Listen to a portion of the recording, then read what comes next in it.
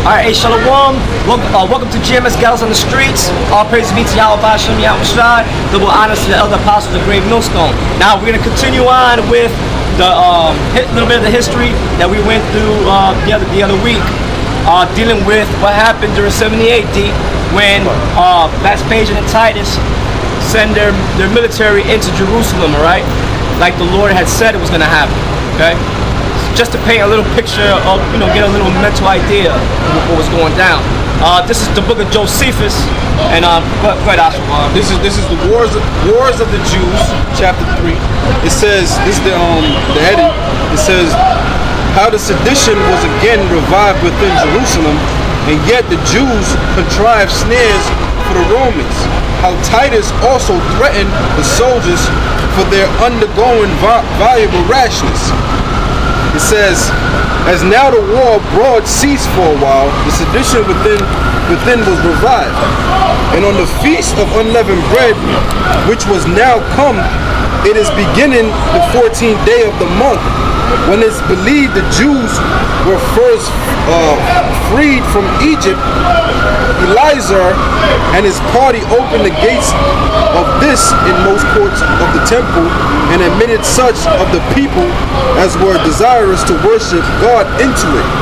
But John made use of this festival as a cloak for his treacherous design, and armed the most inconsiderable of his own army, the greater part of whom were not purified, with weapons concealed under their garments, and sent them with great zeal into the temple in order to seize upon it, which armed men, when they were gotten in, threw their garments away, and presently appeared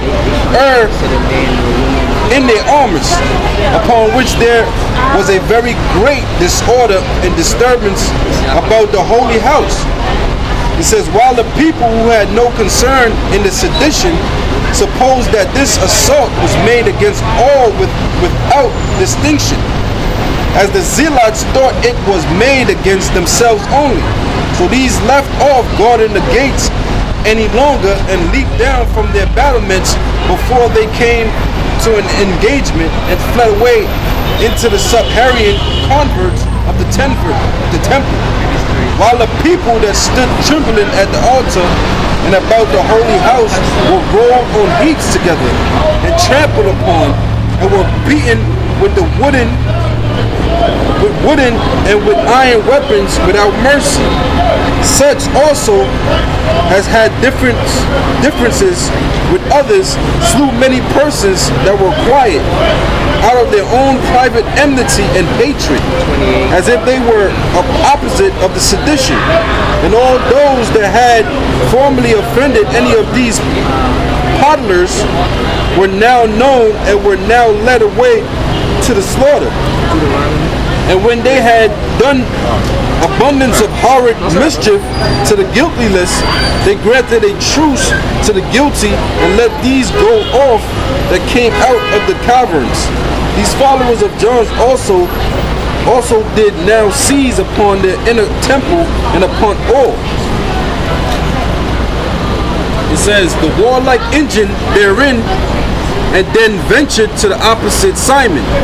And thus the sedition had been divided into 3 factions, was now reduced to 2. But Titus intended to pitch his tent nearer to the city than Scopius. Am I reading that? Then Scopius. Is it pretty good? Yeah, I can see it. Okay. Then Scopius placed as many of his choice horsemen and footmen as he thought sufficient, opposite to the Jews, to prevent their sallying out among them, while the graves orders for whole army to level the distance. It says, as far as the city walls, it says, so they threw down all the hedges and walls which the inhabitants had made about their gardens and groves of trees, and cut down all the fruit trees that lay between them and the walls of the city, and fled up all the hollow places and chisels, and demolished the rocky places with iron instruments, and thereby made all the places level for Scopius to horrid monuments which adjoined to the pool called the Serpent's Pool. Now at this very time, the Jews convened the following against the Romans. The boldest sort of the sedition went out at the towers called the Women's Towers, as if they had been ejected out of the city by those who were for peace, and rambled out as they were afraid of being assaulted by the Romans and were in fear of one another, while those that stood upon the wall and seemed to be of the people's side cried out with a loud voice, "Peace, peace," and entreated they might have security for their lives given them, and called for the Romans, promising to open the gates to them. And as they cried out after the manner, they threw stones in their own places at their own people, as though they would drive them away from the gates. These also pretended that they were excluded by force, that they petitioned those that were within to let them in, and rushing upon the Romans perpetually with the violence, they then came back and seemed to be in great disorder.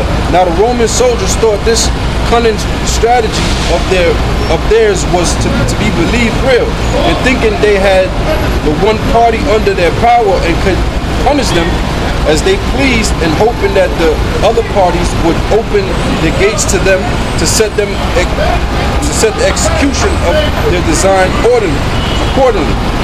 But Titus himself, he had this surprising conduct of the Jews in suspicion. For whereas he had invited them to come to the terms of the accommodation by Josephus for one day before, he could then revive no civil answer for them. So he ordered the soldiers to stay where they were. However, some of them that were set in the front of the works prevented them, and catching up their arms ran to the gates. So Josephus was up. He was taking orders straight from Titus, man, from the top Roman generals, man, to try to tell pretty much who would be your Colin Powell of today, your Uncle Tom, Jake. You know what I'm saying? And I guess in certain parts of Josephus, he would explain why he was doing it. You know, he was, I guess, looking at it like, look, man, you might, what's that old saying? If you can't beat them, join them type shit. You know? So trying to play both sides.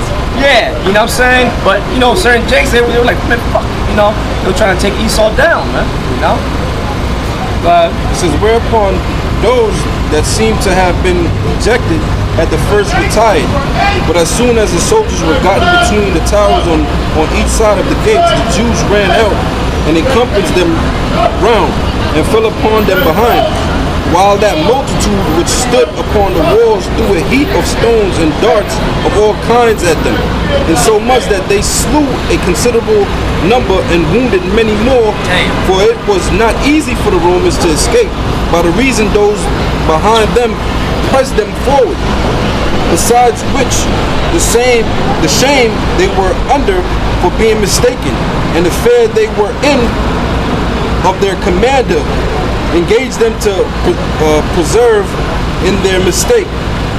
It says, wherefore they fought with their spears a great while, and received many blows from the Jews, though indeed they gave them as many blows again, and at the last repelled those that had encompassed them about, while the Jews pursued them as they retired, and followed them and threw darts at them as far as the moments of the Queen Elena. Hey, so Israel was fighting, man. Israel was kicking ass. They didn't have all the military equipment that the Romans had, but their spirit was charged, man. So they didn't go out without a fight, you know what I'm saying? But they still got their asses, served to them, because it was of the Lord that the Romans came in. All right? It says, after this, these Jews, without keeping any decorum, grew insolent upon their good fortune, and jested upon the Romans for being deluded by the tricks they had put against them, and making a noise with beating their shields, leaped for gladness and made joyful